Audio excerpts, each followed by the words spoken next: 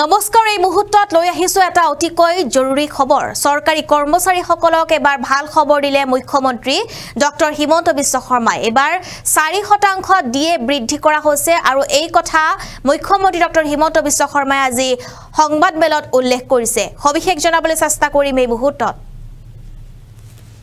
আৰু অসমৰ কৰ্মচাৰীৰ বাবে এটা ভাল খবৰ কিয়নো অসম চৰকাৰেও কেন্দ্ৰীয় হাৰত পাব মৰগিয়া বানস আৰু 4% ডিএ বৃদ্ধি কৰিছে কেন্দ্ৰীয় চৰকাৰে 4% বৃদ্ধি কৰা হৈছে ডিএ তিনিটা কিস্তিত কৰ্মচাৰীয়ে লাভ কৰিব ডিএ আমি জনাইছো এই মুহূৰ্তত এটা অতিকৈ বিশেষ খবৰ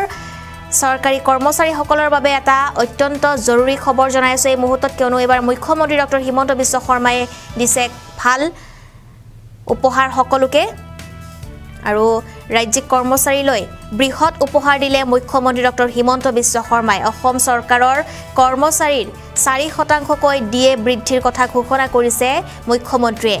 1 জানুৱাৰীৰ 2024 ৰ পৰা কাৰ্যকৰী হ'ব এই সিদ্ধান্ত এতিয়াৰে পৰা 50% লৈকে ডিএ লাভ কৰিব অসম চৰকাৰৰ কৰ্মচাৰীয়ে মুখ্যমন্ত্ৰী ডক্টৰ হিমন্ত বিশ্ব শৰ্মাৰ এক বৃহৎ মন্তব্য আৰু যেহেতু এবাৰ তেও মন্তব্য কৰিছে মুখ্যমন্ত্ৰী গৰাকীয়ে তিনিটা কিস্তিত কৰ্মচাৰীয়ে লাভ কৰিব ডিএ 1 জানুৱাৰীৰ পৰা কাৰ্যকৰী হোৱাকৈ ডিএ পাব ৰাজ্যৰ কৰ্মচাৰীসকলে জনতা ভৱনত মুখ্যমন্ত্ৰীৰ সংবাদ মেল যোগে এই কথা উল্লেখ কৰিছে 1 জানুৱাৰীৰ পৰা কাৰ্যকৰী হোৱাকৈ ডিএ পাব ৰাজ্যৰ কৰ্মচাৰীসকলে 4% ডিএ বৃদ্ধি কৰিছে কেন্দ্ৰীয় চৰকাৰে অসম চৰকাৰেও কেন্দ্ৰীয় হাৰত পাব মৰগিয়া বানস এই মুহূৰ্তত আমি তেওঁৰ সেই মন্তব্য শুনাই ল'ব বিচাৰিছো 3 মাহৰ তেখেতসকলৰ কৰ্মচাৰীসকলৰ বাবে 4% ডিএ এনাউন্স কৰিছে আৰু সাধাৰণতে ভাৰত চৰকাৰে ডিএ এনাউন্স কৰিলে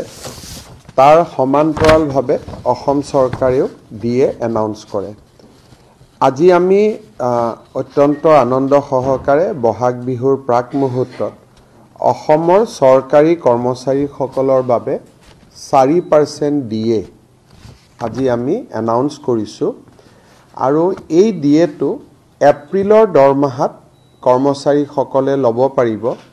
আৰু তেওঁলোকৰ বহাগ বিহুত এটা সুন্দৰ সংযোজন হ'ব সাধাৰণতে এই ডিএ 1/1/2004 তাৰিখৰ পৰা প্ৰযোজ্য হয় তাৰ মানে 3 মাহৰ আমি বকেয়া দিব লাগে আমি 3 মাহৰ বকেয়াখিনি এপ্ৰিলতে নিদি মে জুন জুলাই আমি 3 মাহৰ বকেয়া দি শেষ কৰিম অৰ্থাৎ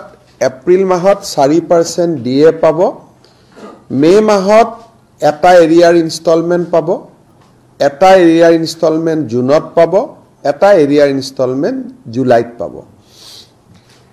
এই ডিএ খিনি ঘোষণা কৰাৰ পিছত ৰাজ্য চৰকাৰৰ কৰ্মচাৰীসকলৰ ডিএ 50% লৈ বৃদ্ধি পালে অৰ্থাৎ তেওঁলোকৰ বেসিক স্যালাৰি যদি 100 টকা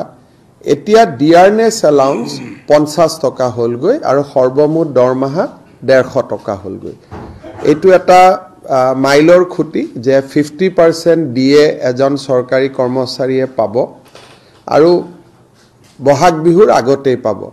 খালি ডিএ খিনি আমি একেলগে এপ্ৰিল মাহত দিব খোজা নাই কাৰণ 31 মাৰ্চৰ আগতে চৰকাৰে বহুত টকা খৰচ কৰিব লাগিব সেই কাৰণে ডিএ খিনি আমি মেত এটা ইনষ্টলমেন্ট জুনত এটা ইনষ্টলমেন্ট জুলাইত এটা ইনষ্টলমেন্ট দিম আৰু এই ডিএটো কাৰ্যকৰী হ'ব 1 জানুৱাৰী 2024 ৰ পৰা এইখিনি হ'ল এটা আমাৰ ৰাজ্যৰ কৰ্মচাৰীসকললৈ এটা ভাল খবৰ